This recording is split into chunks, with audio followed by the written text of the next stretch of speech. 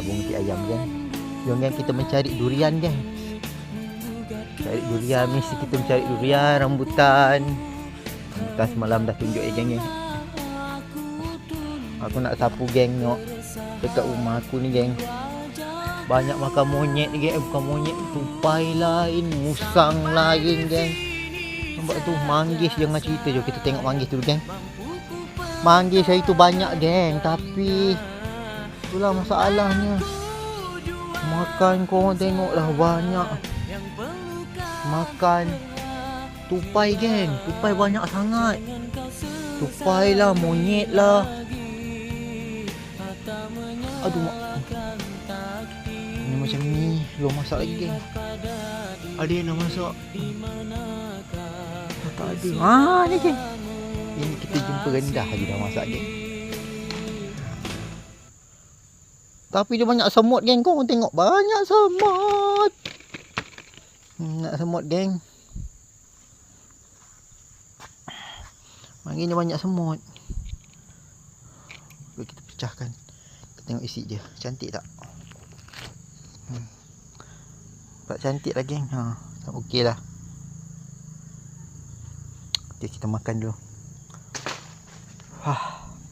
Banyak semut geng. Wah, tu lagi geng.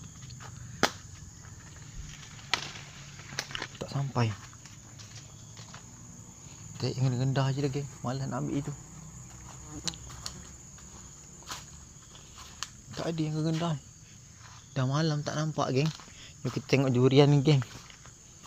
Durian. Tengok durian geng. Tadi macam ada macam gugur. Ini pun dah habis banyak makan monyet geng. Buahnya ada lagi juga atas sana. Tadi bunyi berdentum.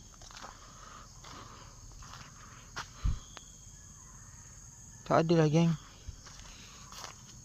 Tu. Hari tu aku jumpa kat sini Cepet kat sini. Tak ada geng. Alamak. Alamak.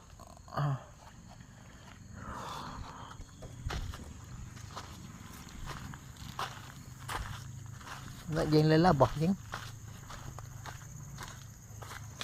Ni dah kena makan tupai geng, habis.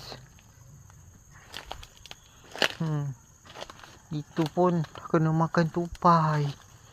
Oh, gugur dah makan tupai geng. Habis dah. Nampaknya misi kita gagal lah geng.